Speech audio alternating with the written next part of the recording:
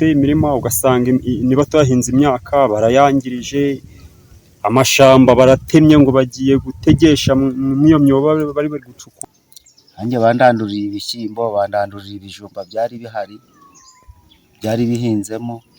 Ndamwe mu baturage bo mu mudugudu wa Gatare, akagari ka Cyabararika mu murenge wa Muhoza mu karere ka Musanze, bavuga ko ubucukuzi bw'amabuye y'agaciro butemewe bukorerwa muri aka gace bwangiriza ibikorwa byabo bitandukanye birimo ibiti ndetse n'imyaka baba bahinze, nk'uko bamwe mu baganiriye na ITV babigaragaza.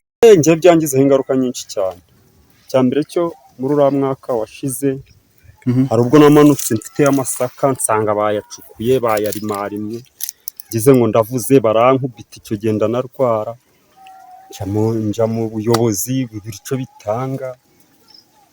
Mbese urebye ni ibintu byatuyobeye, twabuze uko bizarangira. Turahingaga bakabisenya, baracukuye nyine barandura ibijumba n'amasaka. Twebwe nuko nyine nk'imyaka yacu tuba twahinzemo baza bakayiritagura igatemba nk'imvura yagwa igenda mu ntuza mu mazi. Abaturage bavuga ko bibangamiye imibereho yabo ndetse binadindiza iterambere ryabo, bityo bagasaba inzego bireba kubafasha gushaka umuti urambye kuri iki kibazo. None nabo bitwa ngo barabafashe, barabajyana ngo bakabajyana bakabarekura bakongera bagacukura, gutyo twabuze. Bitagira ingaruka niba twarahingaga y'amasaka bakaba baratwunamuye, niba twarahingaga y'ibijumba bakaba baratwunamuye, niba waba ufiteho n'urubingo rwashingira ibindi bishyimbo byo mu misozi hejuru ukaba utaja kurutema, niba wari ufiteyo ishyamba abo bayacukura mu buryo butemewe bakaritema bakaryararika, izo zose ntari ingaruka. Urumva niba nk'ubu twari dufite imishinga y'ibisheke, izo nsoresore zicukurayo zaragiye zirabirimbura birashira, ku buryo aribyo byadufasha kurihira abana. N'ubu kurihira abana byaratugoye.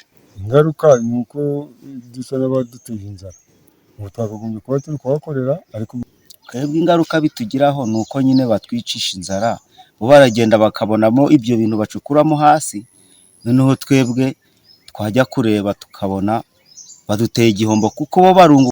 Twebwe ikintu dusaba ni uko leta yabahagurukira nyine ikabakumira. Turifuza ko ubuyobozi bwagira icyo bikoraho, ariko nta rubu gusa tubivuze. Rero ATV twatumenye ikigo cy'igihugu gishinzwe ubucukuzi mini peteroli na gaz RMB kivuga kuri iki kibazo ntibyadukundira. Gusa umuyobozi w'akarere ka Musanze Nsengimana Claudie avuga ko ubucukuzi butemewe bwahagaritswe, akongeraho ko baba babikora mu buryo butemewe, bityo ko bagiye kurushaho kubikurikirana. Ubucukuzi buhari bwarakumiriwe, bwaba bikora yaba bikora mu buryo bwibye cyangwa se budakurikije amategeko, ubwo ku buryo afashwe yanabazwa ibyo yangije.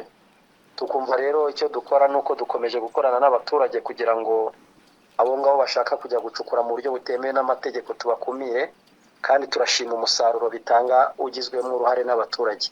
Uretse kuba abaturage barandurirwa imyaka yabo ndetse n'ibiti byabo bikaba byararanduwe bakaba ahantu batakihabyaza umusaruro, ngo abakora ubucukuzi banakora urugomo ku bahaturiye bakabakubita ndetse bakanabakomeretsa. Bavuga ko ikibazo bakigaragaje inshuro nyinshi ariko kikaba nta gisubizo gitanga, ariyo mpamvu bifuza ko kuri inshuro ijwi ryabo ryakumvikana hagafatwa ingamba zikwiye.